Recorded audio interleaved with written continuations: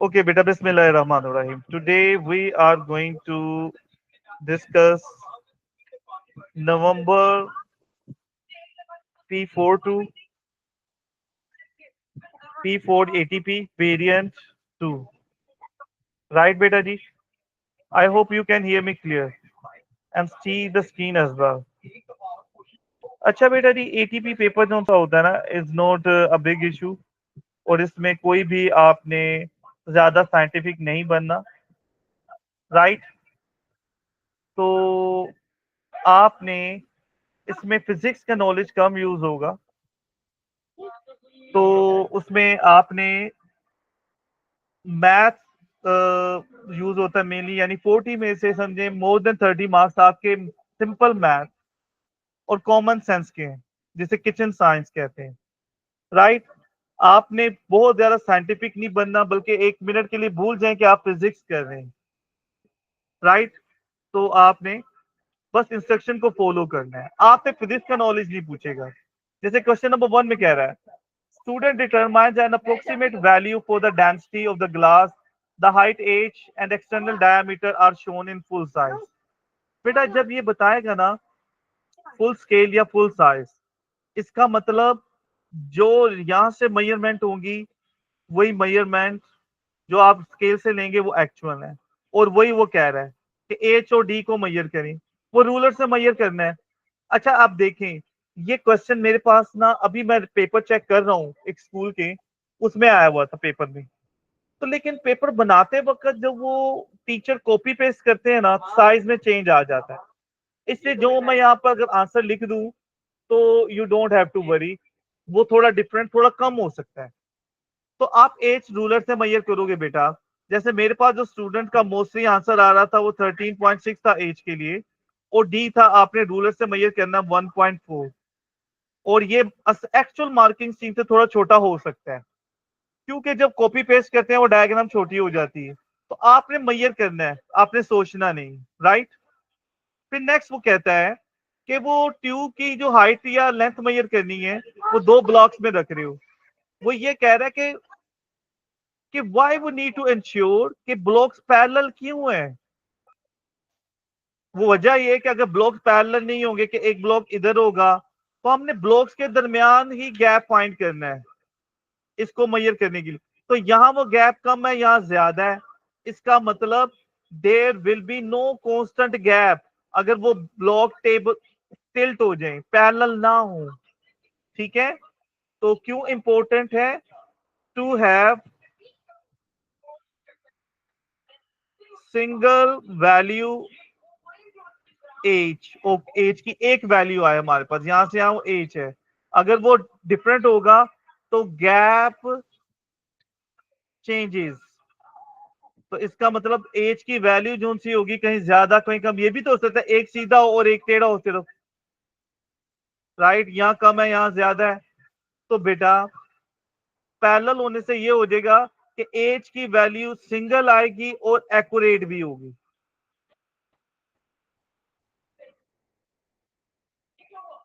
Right बेटा। और अगर वो पैरेलल नहीं है तो गैप चेंज होता रहेगा, ठीक है। तो उससे हमें एक वैल्यू नहीं मिलेगी, एक्यूरेट वैल्यू नहीं मिलेगी, करेक्ट नहीं मिलेगी। Shape of the test is approximately a cylinder, और कह रहा वैल्यूज पुट करें, ये बीई फाइंड करें। तो बेटा आपने ये हमने एक सपोज किया था कि जो डी है वो 1.4 है, तो डी का स्क्वायर है, और ये 13.6 था एच, तो ये 21.06 आ जाएगा। ये अप्रोक्सीमेट आप 21.1 भी लिख सकते हैं, चॉइस इज योर्स। चलो ऐसे रहने दिया, और इसमें आपको कोई कमाल नहीं। इसमें डी और एच आपने क्या रखी है जो आपने पिछले पेज में कैलकुलेट की थी, आपने अपनी तरफ से कुछ भी नहीं रखा, राइट, क्लियर। फिर कह रहा है सर स्टूडेंट फिर, जी बेटा बोले। सर ये कोई फॉर्मूला यूज हुआ है ऊपर? बेटा उसने फॉर्मूला भी खुद गिवन दिया है, यानी एटीपी इतना आसान पेपर होता है कि डेंसिटी भी फाइंड करनी, उसका फॉर्मूला खुद बताएगा। ये देखो आपको पता है डेंसिटी का फॉर्मूला मास ओवर वॉल्यूम है, स्पीड का फॉर्मूला डिस्टेंस।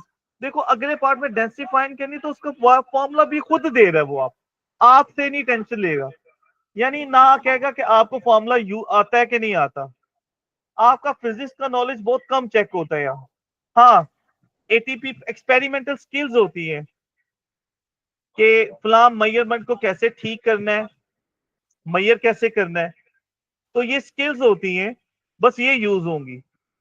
तो आपको फॉर्मूला भी गिवन है, राइट बेटा जी। देखो उसने पिछले पार्ट में क्या कैलकुलेट कराया था, एक एच और एक D, small H small D. तो आगे वही फॉर्मूले में स्मॉल एच और डी, बस आपने उनकी जगह उनकी वैल्यू सब्स्टिट्यूट कर देनी है और सोल्व करनी, राइट। जी सर।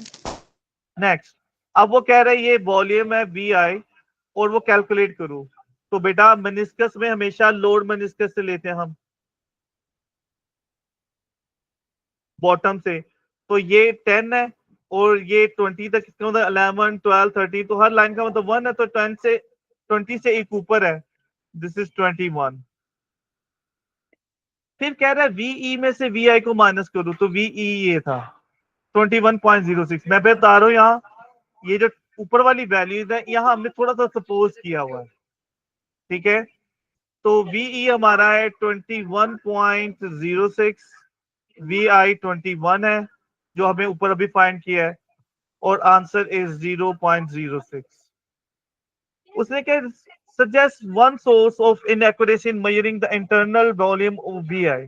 बेटा वी आई मेजर कर रहे हो ना, तो मिनिस्कस की वजह से पैरेलक्स एरर आ सकती है क्योंकि कर्व्ड होता है। तो आपने ना खाली पैरेलक्स एरर नहीं लिखनी, ये याद रखना है। किस वजह से होगी कि parallax error due to meniscus या eye not perpendicular to scale, या eye is not at correct position. इससे ज्यादा अच्छा आंसर ये है, वो ये है कि ट्यूब को हम फिल करते हैं और फिर उससे मयन सिलेंडर में डालते हैं। तो बेटा जिंदगी में कभी भी कोई चाय का कप, दूध का गिलास, इवन पानी का गिलास हम 100% खाली नहीं करते, कुछ ना कुछ रह जाता है, ठीक है। तो ये होता है कि सम वाटर इज लेफ्ट,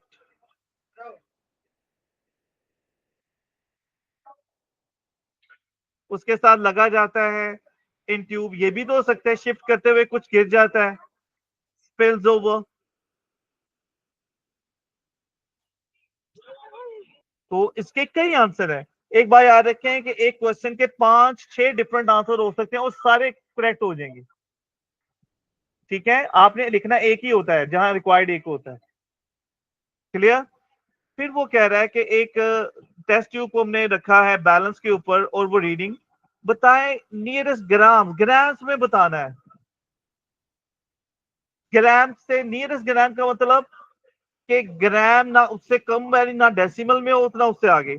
अब आप नोट करो ये केजी में बताया हुआ है, तो ग्राम में कन्वर्ट करना है तो उसे 1000 से मल्टीप्लाई करेंगे,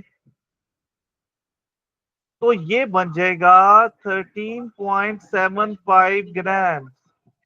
बेटा ये जो डेसिमल के आगे हैं वो डेसीग्राम, सेंटीग्राम, मिलीग्राम में चल रहे, तो ग्राम यहां तक है 14 13, और उससे आगे वैल्यू क्योंकि 5 से बड़ी है तो हम उसे राउंड ऑफ कर देंगे 14 ग्राम। आप डेसिमल में भी लिखोगे गलत कर देंगे, नियरेस्ट ग्राम का मतलब ग्राम से नीचे वैल्यू ना हो, राइट, सबसे छोटी वैल्यू ग्राम हो।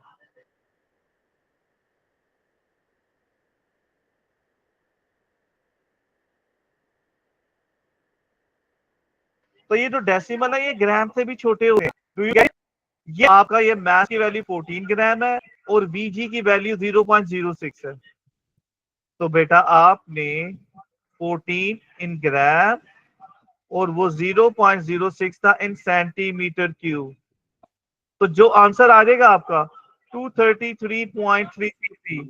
आप 230 भी लिखते होगे, यूनिट ग्राम पर सेंटीमीटर क्यूब है, राइट बेटा जी।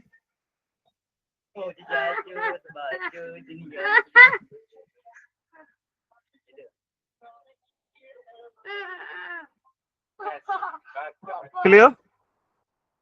यहां तक क्लियर हो जाएगा? क्वेश्चन 1 देखो बेटा, अगर आप दोबारा सोचो तो आपका इस पूरे क्वेश्चन में कहीं भी फिजिक्स नहीं यूज हुई, सवाए स्किल्स के कि क्यों कोई चीज इनएक्यूरेट क्यों होगी। आगे भी देखें, ये इस तरह के क्वेश्चन आएंगे। नेक्स्ट देखेंगे, the student investigate the resistance of light emitting with different flow, this right? The student connects a voltmeter across 270 resistors between points x and y. Close the switch. Voltmeter connect करता है, दिखाया नहीं है, और वो हमें कहेगा कनेक्ट करो। रिकॉर्ड द वोल्टमीटर रीडिंग, और वो टेबल में गिवन है। ठीक है, अच्छा पहला पार्ट पूछता है draw the symbol of voltmeter cross X Y. तो कैसे करेंगे? वोल्टमीटर हमेशा कैसे कनेक्ट करते हैं? पैरेलल। इस तरह कर लें, आप ऊपर भी कर सकते हैं। ठीक है बेटा, यानी आपकी चॉइस इस तरह करें या इस तरह करें, एक्स और वाई के साथ कनेक्ट करना। एक मार्क मिल गया। अच्छा, वो आगे टेबल कंप्लीट करने को फिर कह रहा है figure 2 shows the voltmeter reading. ये वोल्टमीटर की रीडिंग कितनी है बताओ जरा? 2 है और ये 3 है, तो 2.1, दिस इज 2.5, तो ये 2.5 है और इन वोल्ट है, तो ये वी एक्स वाई कहता है रिकॉर्ड करो उसमें। तो वी एक्स वाई की जगह रखें 2.5 वोल्ट। आपसे कुछ उसने पूछा ही नहीं। फिर वो कहता है the voltmeter, the student disconnects the voltmeter Y and connects voltmeter across LED between YZ. Close the switch, repeat. Calculate the value of VXY plus V force 270, record your table. 1 mark। देखो बेटा, ये VXY है और ये VY, और कह रहा है इन दोनों को ऐड करना है, तो ऐड कर दो इन दोनों को, 4.6। इसमें है कोई इसमें आपका कमाल? कोई भी खास नहीं, आपको कुछ भी नहीं करना था, आपने उनको, वो खुद बता रहे हैं। तो यानी फिजिक्स का नॉलेज नहीं यूज हो रहा। अब नेक्स्ट वो कह रहा है करंट बताएं। तो पहले हम आगे पढ़ते जाते हैं, इंस्ट्रक्शन को फॉलो करते हैं। कह रहा है current in the circuit can be calculated using this V X Y और आर पे डिवाइड। देखो फॉर्मूला भी खुद दे रहा है। मुझे बताओ, आपसे उसने फिजिक्स को फॉर्मूला पूछा? आपने वो बताना प्लीज। ठीक है, तो बेटा वी एक्स वाई कितना है? ऊपर हमने कैलकुलेट किया था 2.5, आर है 270। तो मुझे आंसर बताएगा कोई बच्चा?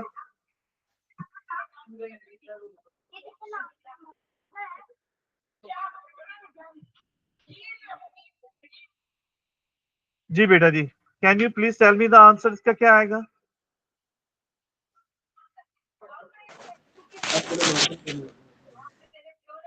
कितना? 0.0092 इन एम्पियर। अच्छा, अब ये कह रहा है रिकॉर्ड भी करें टेबल में आई की जगह, तो 0.009। एक मिनट है जो वैल्यू, हाँ कुछ इसके राउंड अबाउट ही है। ठीक है, बताया आपने। ठीक है, ठीक कह रहे रेजिस्टेंस एलईडी करें, वी वाई जी की वैल्यू को आई पे डिवाइड कर दें, तो टेबल में रिकॉर्ड भी करें। तो देखो बेटा, वी वाई जी की वैल्यू कितनी है? ये दी हुई, 2.1 खुद दी हुई है, उसे आई की वैल्यू पे डिवाइड करें, तो 2.1 और आई की वैल्यू है 0.0092। बेटा can you tell me the answer?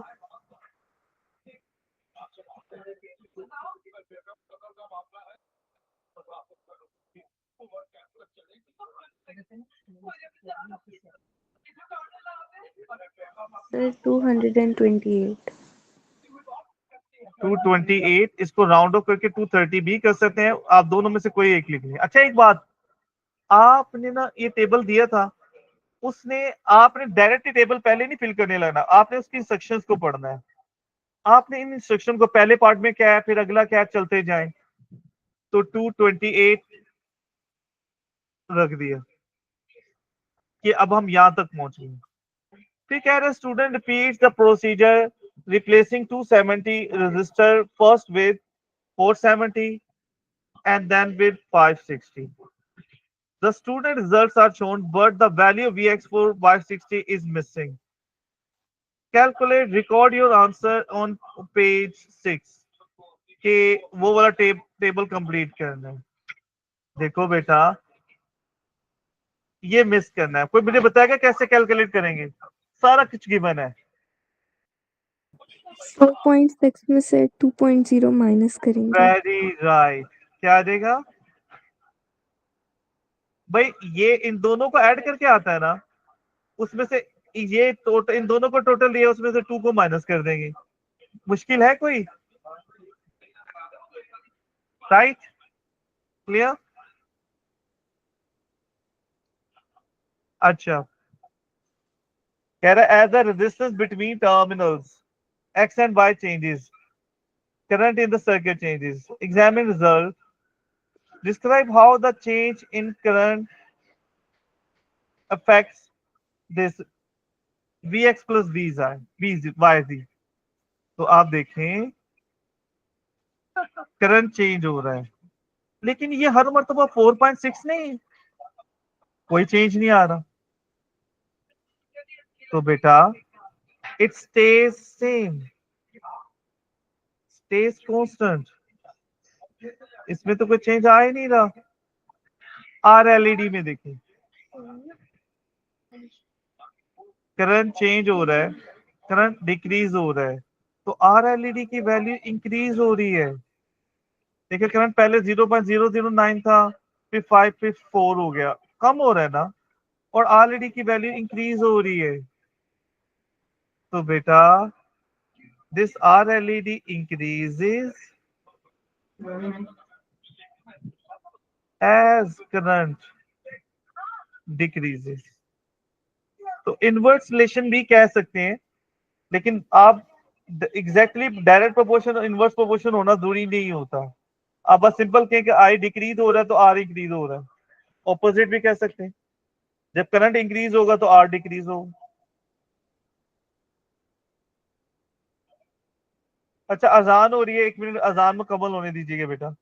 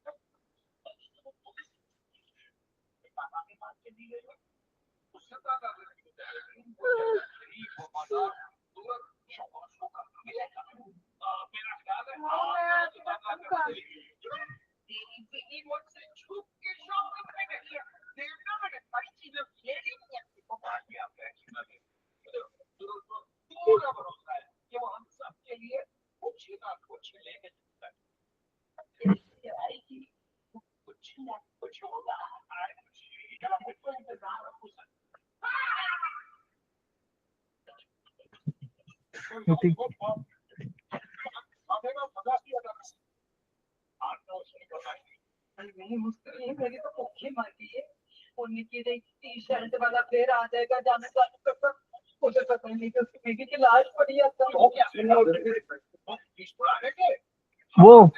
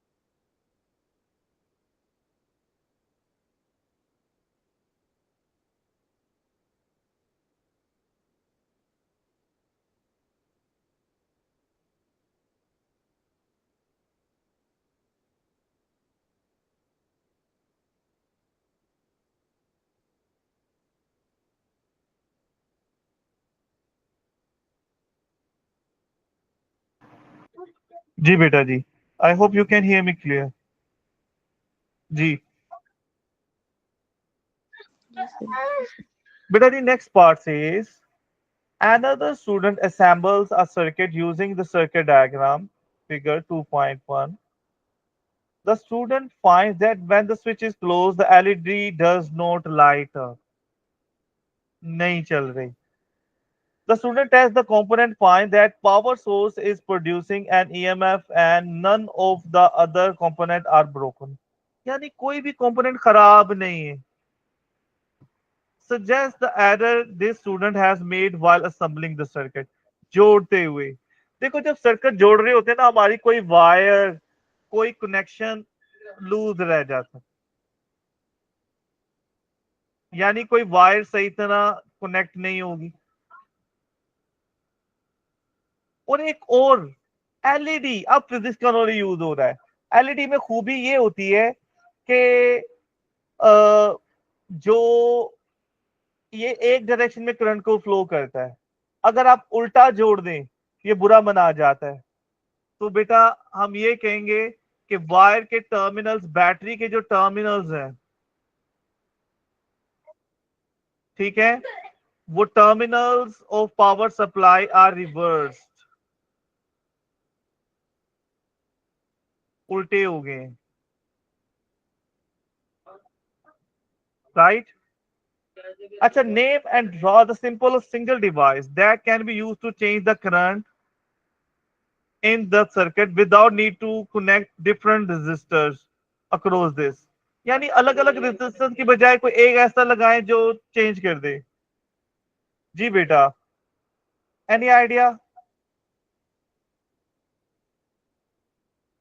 Variable resistor, rheostat.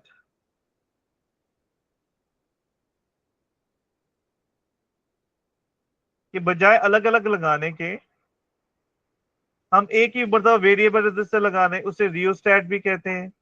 अच्छा, उसकी सिंबल क्या होती है?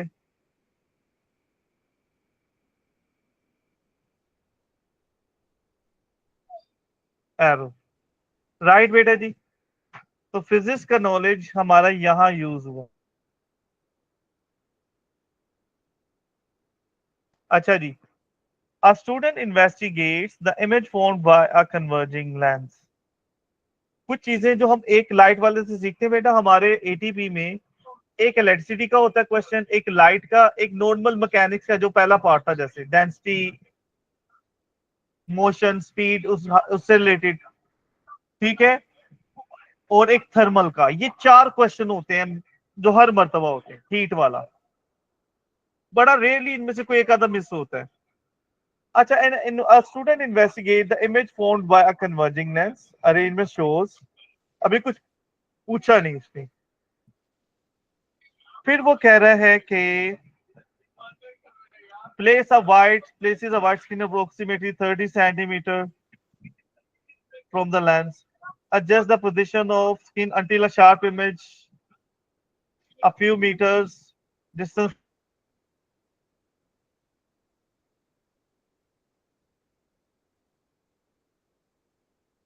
The distance x on your figure from the lens of screen। या आपने खुद मैयर करनी है रूलर से। अब बेटा अब वो पता नहीं कितनी होगी, किसी ने मैयर किया है?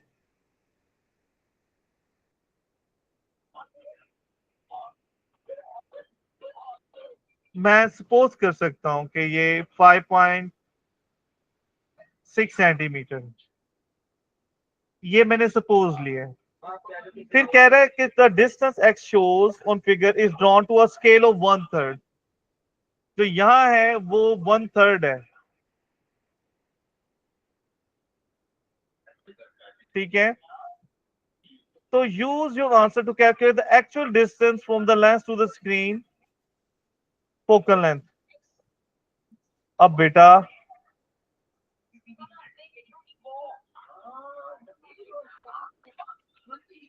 जो ये 1/3 है, तो जो एक्चुअल होगा वो इसका क्या होगा? 3 टाइम्स।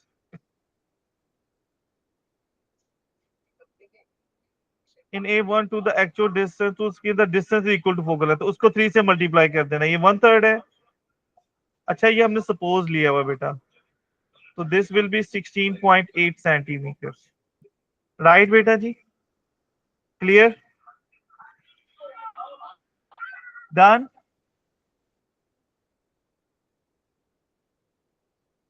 बेटा can you hear me clear? Yes, sir. यहां तक कोई प्रॉब्लम तो नहीं है? No. फिर वो कह रहा है switches on the lamp, places the lamps are distance 20 centimetre. एक मिनट ठहरिएगा बेटा, मैं एक मैसेज सुन लूं जरा।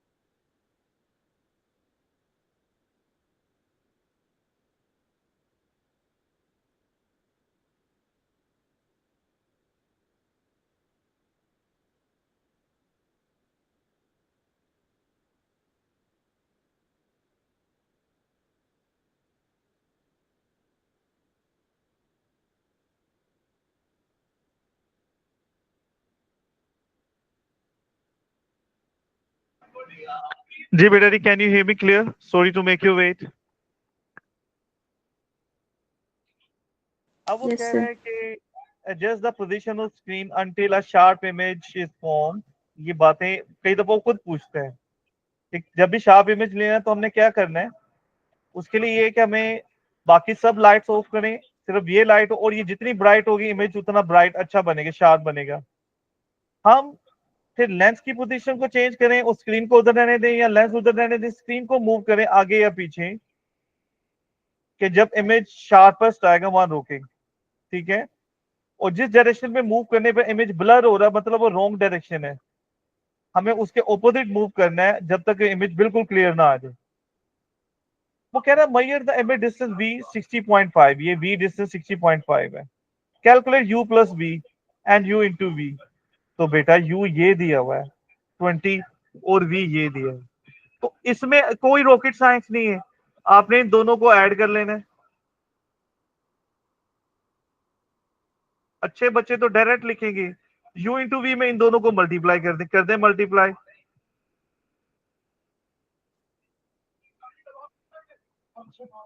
राइट जी। नेक्स्ट वो कह रहा है student repeats for values of u and v, u इतना है और v इतना है, ठीक है। बिटवीन दिस u की वैल्यू यहां से लेकर यहां तक, अब वो कह रहे रिकॉर्ड करें। देखो पहली बात तो ये है कि यू ये और वी ये इन दोनों को ऐड करके उसने ऊपर भी हमसे करवा लिया, तो हमने यहाँ लिखना है, लेकिन उसने यहाँ यूनिट की जगह खाली रखी छोड़ी। देखो बेटा सेंटीमीटर को सेंटीमीटर में ऐड करेंगे तो आंसर सेंटीमीटर में आएगा, लेकिन सेंटीमीटर को सेंटीमीटर से मल्टीप्लाई करेंगे तो answer will be in centimeter square. Right, clear? Math use हो रहा है आपका। फिर वो कह रहा है on the graph plot a graph of U V on Y axis and u plus v on x axis and you need to start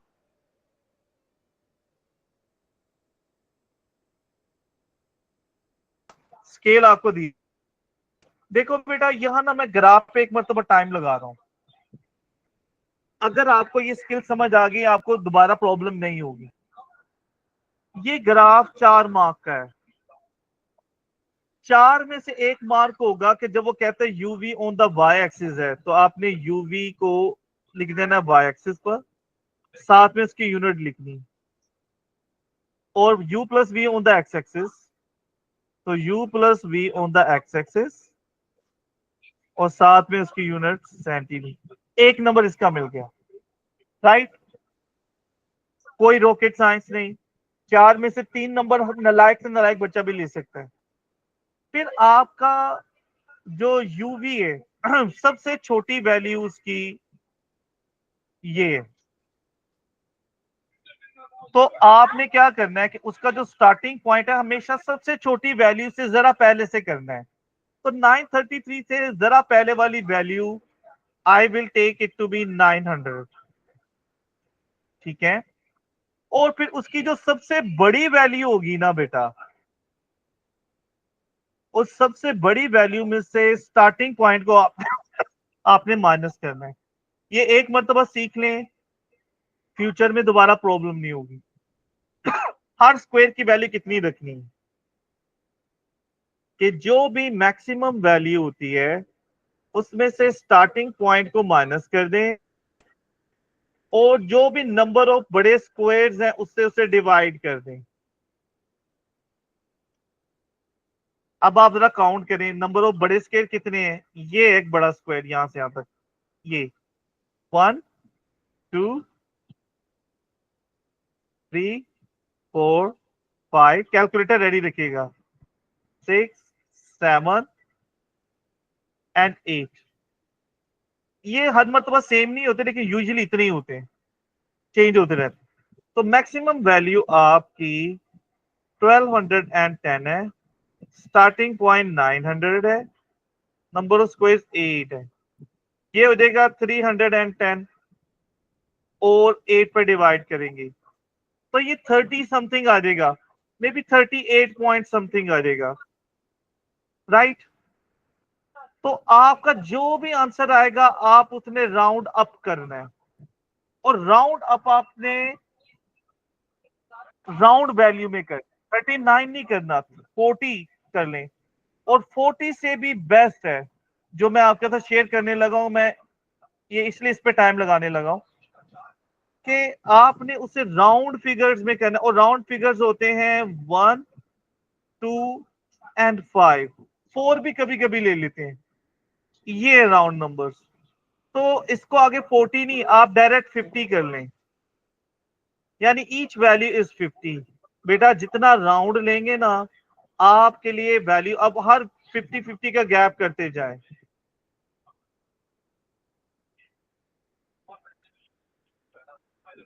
इससे आपके लिए ग्राफ बनाना बहुत आसान है। अच्छा 38 से ऊपर कोई बच्चा 40 करेगा तो वो भी ठीक है, लेकिन उसको कैलकुलेशन थोड़ी ज्यादा करनी पड़ेगी। जो हम कर रहे हैं ये उसको बाद में पता चलेगा कि ये उसके लिए कितना आसान हो जाता है।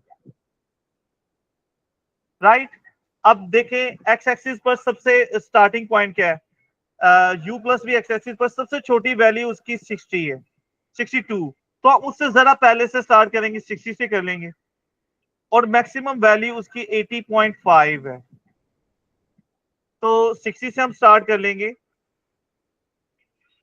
तो क्या फॉर्मूला है, यही वाला फॉर्मूला है एक्स एक्सिस पर कि जो भी बड़ी वैल्यू है एक्स एक्सिस पर सबसे बड़ी वैल्यू है 80.5, उसे 60 से स्टार्टिंग से डिवाइड कर दें। नंबर ऑफ स्क्वायर कितने काउंट करें इधर एक्सरसाइज को? 1 2 3 4 5 6। अच्छा ये 20.5 डिवाइडेड बाय 6 हो जाएगा। अच्छा ये 3 पॉइंट समथिंग आएगा, तो 3 पॉइंट मे बी 4 समथिंग आ जाए। आपने राउंड ऑफ करना। अब आप राउंड ऑफ करके इसे 4 भी कर सकते हैं, लेकिन आई वुड सजेस्ट के 5 करें, यानी ईच बॉक्स 5 है। तो ये 60 के बाद ये 65 हो जाएगा। 5 5 ऐड कर देना, सेम 75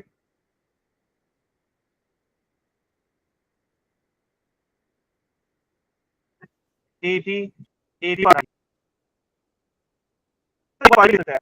बस ये होगा कि एक ज्यादा राउंड वैल्यू लेने से आपकी कैलकुलेशन आसान हो जाएगी।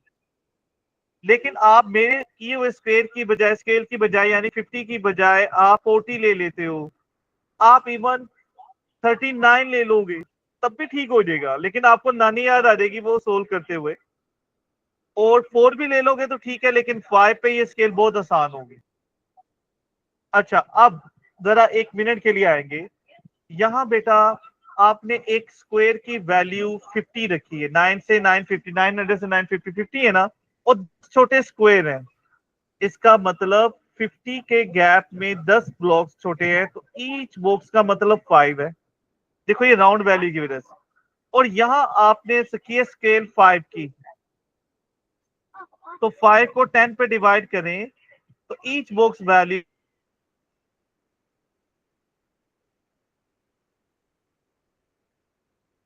मार्क्स किसके होते हैं?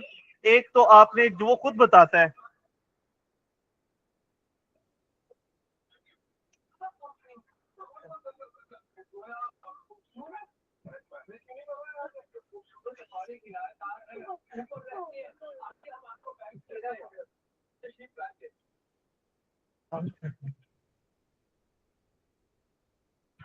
तो बेटा आपने वैल्यूज को क्या करना है?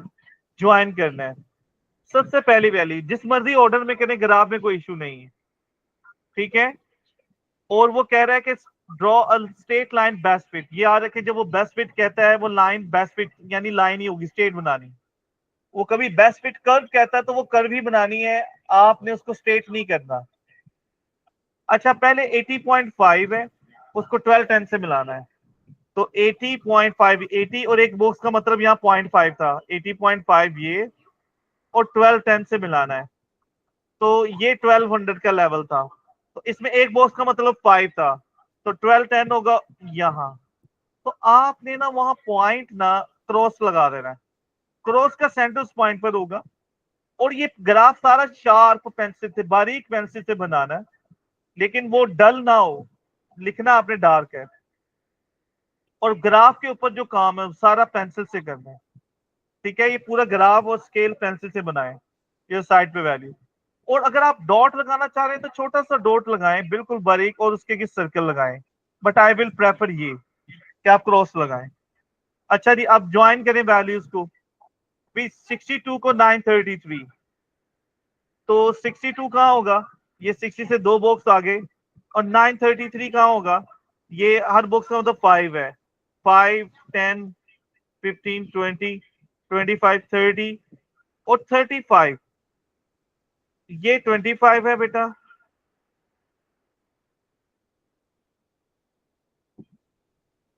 62 बेटा, यहाँ एक बॉक्स का मतलब 0.5 है, तो 61 ये होगा और 62 ये होगा। दिस इज 62, और 62 पे यहाँ पर ये होगा 935 और ये 930 है, तो 933 इनके बीच में हम कहीं लगा देंगे। This is the point, right बेटा जी। फिर इसी तरह 65 को 988, तो 65 तो हमारे पास यही आ गया। 988 कहाँ होगा? हर बॉक्स का मतलब 5 है। 9 50 है, 55, इस तरह ये 75 है, ये 80 है, 85 और ये 90 है, तो 88 इन दोनों के बीच में होगा। 72 को 1090 से मिलाना है। 72 कहाँ होगा? ये 70 है और एक बॉक्स का तो 0.5 है, तो ये 71 72 को मिलाना 1050 से, ये तो ऑलरेडी मेन पॉइंट पर ही था। 1090 था, सॉरी 1090 विल बी, ये 1050 है तो इससे 10 नीचे है, मतलब 72 यहाँ होएगा और 1090 से 10 बॉक्स कम होगा ये, राइट। फिर नेक्स्ट 76 को 1140, 76 75 से 2 बॉक्स आगे होगा और 1140 इस 1150 से 2 बॉक्स नीचे, ये पॉइंट्स आ गए हमारे पास। अब बेटा आपने क्या ड्रॉ करना है, लाइन ऑफ बेस्ट पे ड्रॉ करनी है। मेरे पास यहाँ रूलर नहीं है, मुझे आपने एक्सक्यूज कर देना है कि मेरी लाइन कैसी भी ड्रॉ होती है, ठीक है। तो अब आपकी लाइन, ये सब पॉइंट्स का लाइन पे आना जरूरी नहीं है, जब जितने पॉइंट लाइन से ऊपर हो उतने नीचे हो। तो ये देखो 2 पॉइंट नीचे आ रहे हैं, 2 पॉइंट हल्के से ऊपर आ रहे हैं, मुझसे ये लाइन, अच्छा लाइन आपने पूरी ड्रॉ कर देनी है एंड तक, ठीक है। ये लाइन ड्रॉ कर दिया आपने। फिर नेक्स्ट इट सेज कि कैलकुलेट द ग्रेडियंट और शो ऑल योर वर्किंग। तो उसके लिए होता है कि ग्रेडियंट के लिए 2 पॉइंट लेने हैं आपने, तो वो कोई से 2 पॉइंट लें, और आई वुड सजेस्ट के वो 2 पॉइंट बिल्कुल करीब ना हो, दूर दूर हो, और आप वो मेन नंबर पे ले लें, यानी एक ये पॉइंट 1000 के ऊपर ये पॉइंट ले लें और एक पॉइंट ये 1200 पे। पॉइंट ना उनमें गैप होना चाहिए। अच्छा उन पॉइंट को शो करना है, उन पॉइंट को शो करने का तरीका होता है कि आप एक ग्रेडियंट्स, ये लाइन ग्रिड से शो कर दें, ट्राइंगल इस तरह भी शो कर सकते हैं, या आप सिंपली x1 और y1 x2 और जो y2 आपने यूज करना है वो डॉटेड से शो कर दें। अच्छा ये 2 पॉइंट आपके, तो y2 माइनस y1 12 ओवर 1000 हो जाएगा, माइनस 1000 y2 माइनस y1। अच्छा x2 आपका कितना है 80, अच्छा बड़ा राउंड वैल्यू आ गई भाई ये तो 80, और यहाँ पर ये है 66, तो 80 माइनस 66, अच्छा 200 ओवर 14, अच्छा ये 14 पॉइंट समथिंग ही आ जाना है मुझे लग रहा है, बहरहाल सोल्व करके मुझे बताइएगा। तो आपने वो ग्राफ में वो 2 पॉइंट जरूर शो करने हैं, राइट बेटा जी, क्लियर जी, बताएगा कोई बच्चा answer. 143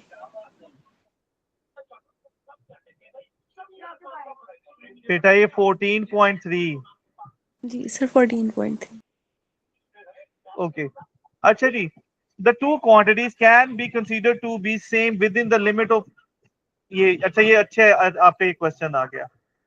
the gradient in your link is numerically equal to the focal length of the lens. जो ग्रेडियंट है वो 14.3 है और फोकल लेंथ जो हमने पीछे कैलकुलेट किया था वो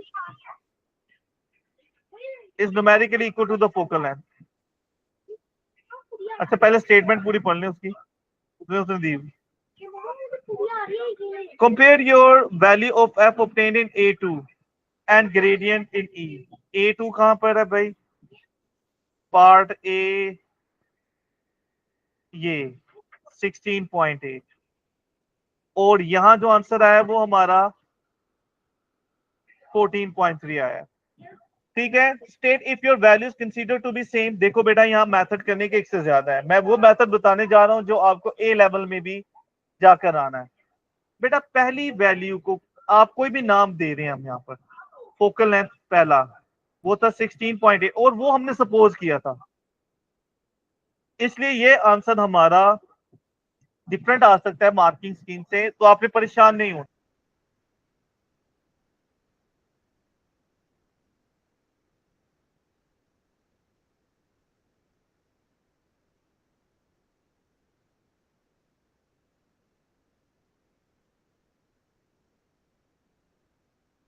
सबसे ऑथेंटिक मेथड पहले ये होता है कि आप इन दोनों की एवरेज फाइंड करें, यानी F1 और F2 को पहले ऐड करें,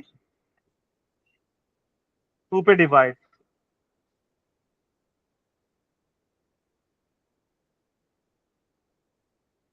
बेटा इन दोनों की एवरेज वैल्यू फाइंड करें, इन दोनों वैल्यू पे डिवाइड करें।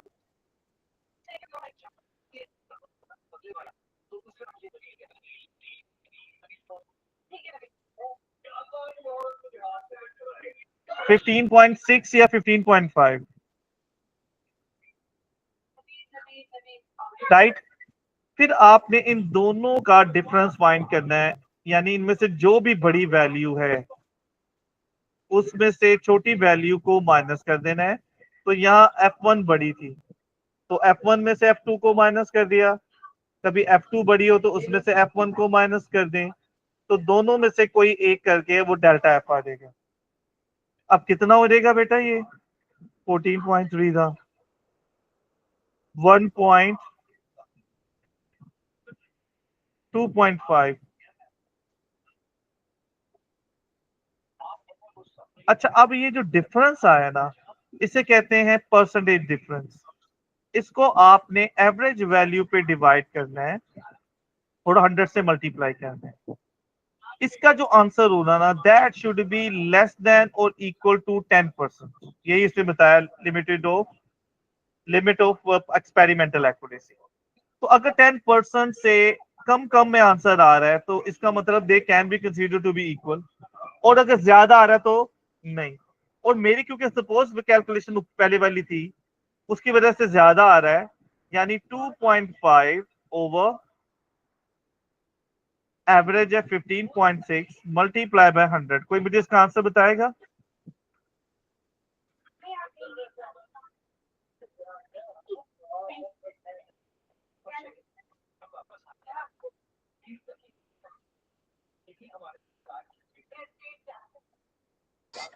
Sixteen point three.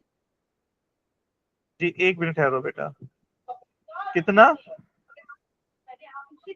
16.3. तो बेटा which is greater than 10%, so it means बस इतना लिखना है कि ये 10% से ज्यादा है, तो सो F1 आर नॉट इक्वल। ठीक है, तो ये जो वैल्यूज हैं वो इक्वल नहीं है, so the values are not equal. अच्छा बेटा, एक ना इनका और मेथड भी है, दो तीन मेथड है, ये सबसे ऑथेंटिक मेथड है जो मैंने अभी बताया आपको, राइट। दूसरा मेथड ये भी कर सकते हैं कि कोई भी छोटी वैल्यू को, जो इनमें से छोटी है F2 है छोटी, उसे बड़ी वैल्यू पर डिवाइड करें और 100 से आंसर दें, तो जो आंसर है ना, that should be greater than और इक्वल टू 90%। तो इसका मतलब वो 90% के इक्वल तक है बीच, राइट। क्लियर बेटा जी? तो इस तरह भी आंसर जो सा होता है ना वो हम कर सकते हैं। ये भी कर सकते हैं कि इन दोनों का जो डिफरेंस है उसे आप किसी एक वैल्यू पे डिवाइड कर दें, F1 या F2 पर, और जो उसका आंसर होगा multiply by 100, that should be less than 10%। लेकिन बेटा ऑथेंटिक नहीं है जो मैंने यहां बताया है, this is the best one. ये थोड़ी वर्किंग ज्यादा है लेकिन ये कभी चेंज नहीं होगी, ए लेवल में भी एज इट इज रहेगी, और जो टीचर आपका ये चेक करेगा विल बी इम्प्रेस्ड कि इस बच्चे को वाकई ये आता है, right. Clear? Next, when measuring the object and image distances with a meter rule, it is important to avoid line of sight parallax error. State how the student avoid parallax error when doing experiment. तो बेटा वो कैसे करता है? keeps eye line of sight perpendicular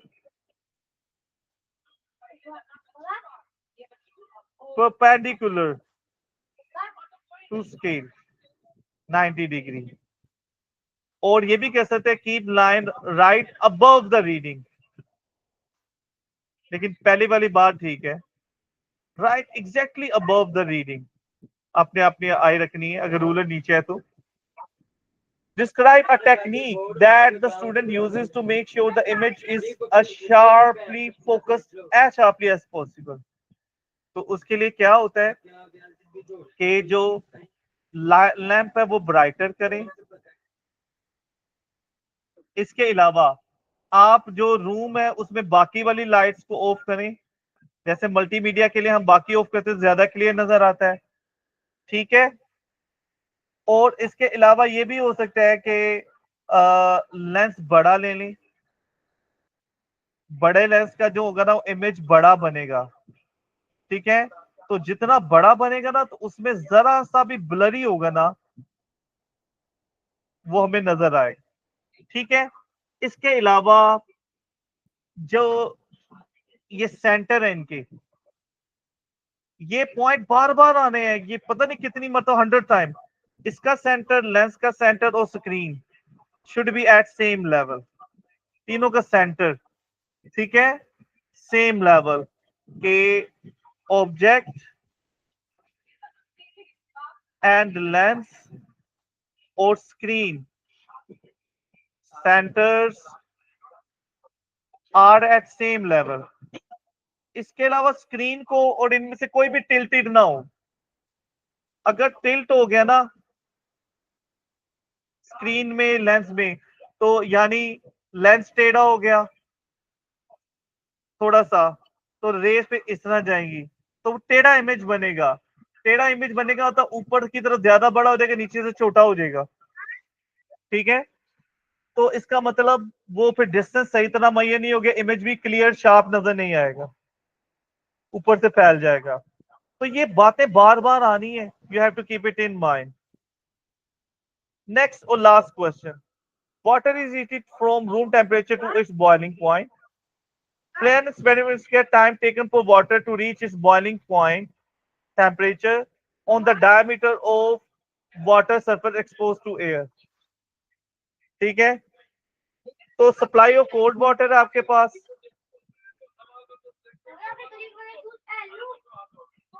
एक minute दीजिएगा।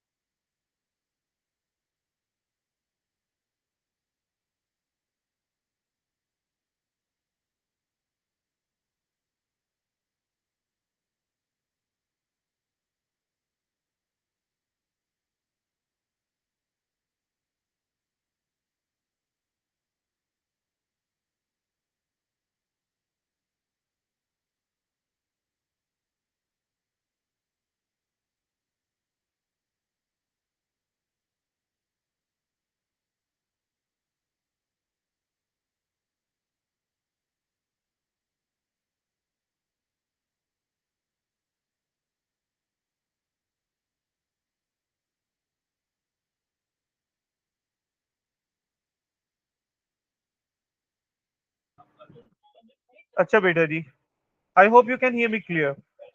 कह रहे कि बताएं cold water set of glass beaker दिए डिफरेंट साइज के, हमने साइज के करना है।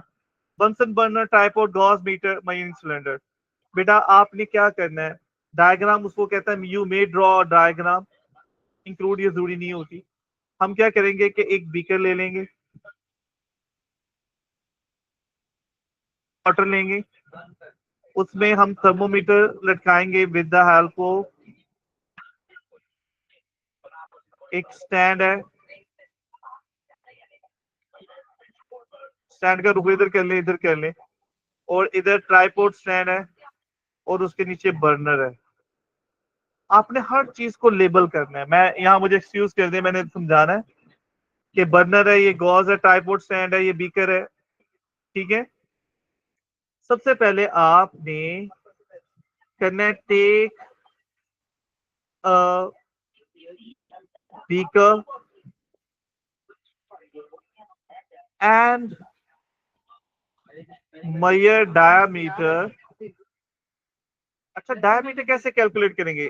बीकर ऊपर से राउंड होगा, उसे दो वुडन स्टेट ब्लॉक के में रखें और उनके दरमियान आप गैप कैलकुलेट कर लें रूलर से।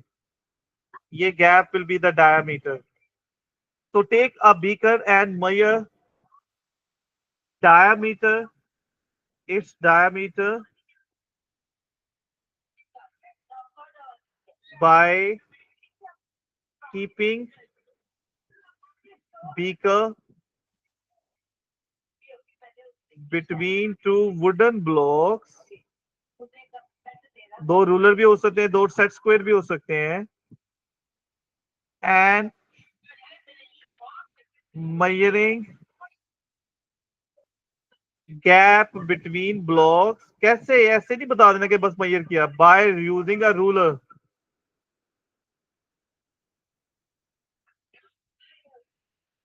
a meter ruler. फिर आगे कहेंगे now take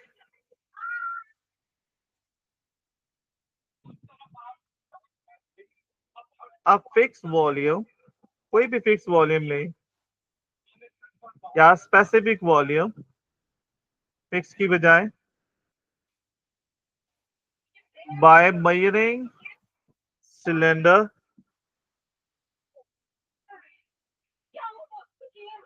and pour into the beaker. फिर adjust operators as shown, जैसे हमने दिखाया है इन फिगर के, उसे रखेंगे,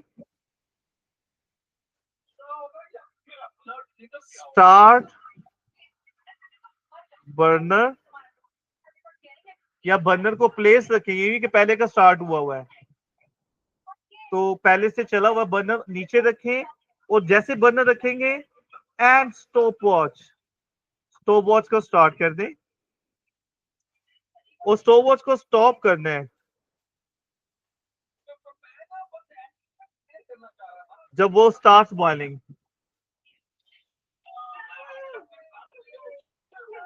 जब हमने एक कर दिया ना, हमने एक मतलब बता दिया हर मेजरमेंट कैसे लेना है, ठीक है। और हमें कैसे पता चलेगा वो बॉइलिंग पॉइंट पे पूछेगा, बाय लुकिंग एट थर्मोमीटर।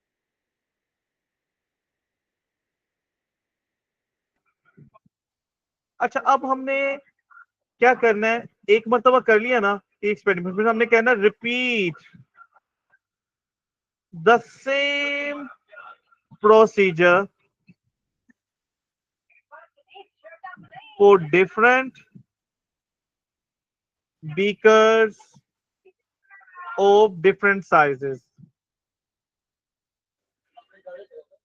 ठीक है।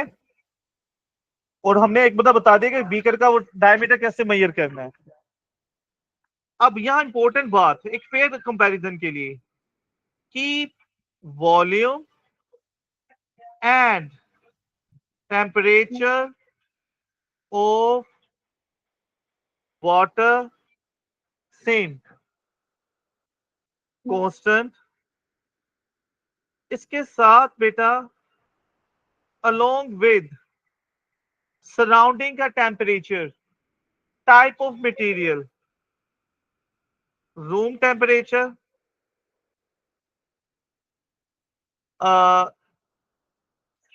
रूम टेम्परेचर, टाइप और मटेरियल ऑफ बीकर, के की मटेरियल क्यों, ये भी, वरना वो कोई मेटल को हो जाए, कोई इसका वुडन को हो जाए तो रिजल्ट चेंज हो जाएगा, ठीक है। इसके अलावा फ्लेम, बर्नर का जो फ्लेम है या हीटिंग का जो हीटर की पावर है, कांस्टेंट, वो एक जितना रहे, ये नहीं कि हर मरतबा कभी ज्यादा हो जाए कभी कम। फिर हमें कि note the readings in the table.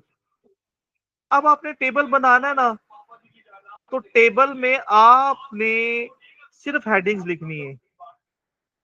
Table में हम क्या चीज चेंज कर रहे हैं कि एक तरफ हम रखेंगे diameters of beakers,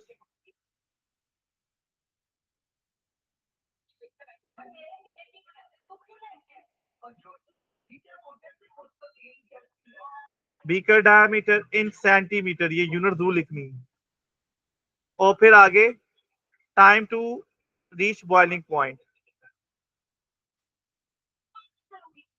in seconds में, इन मिनट्स में चॉइसेस जो यहाँ कुछ नहीं लिखना, ये जो मैंने बना दिया टेबल, आपने बस इतना करना है,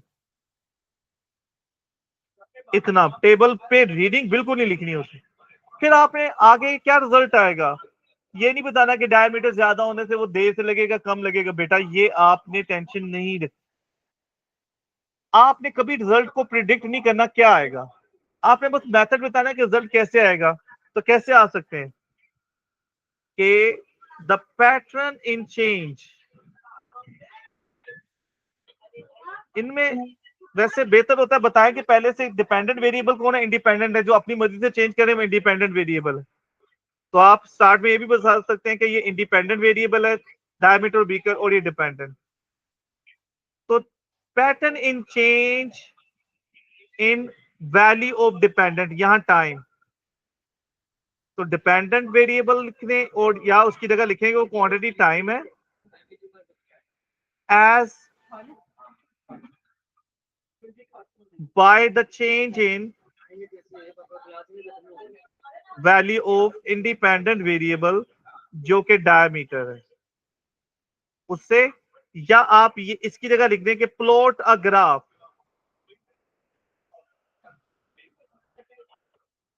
कि between a dependent and independent variable.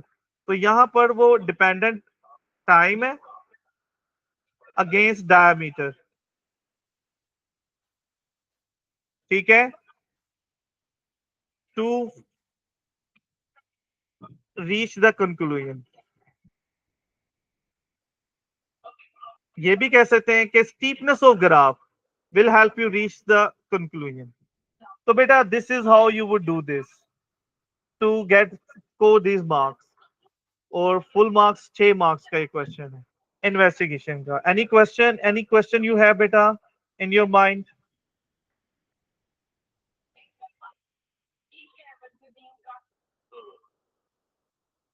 जी बेटा।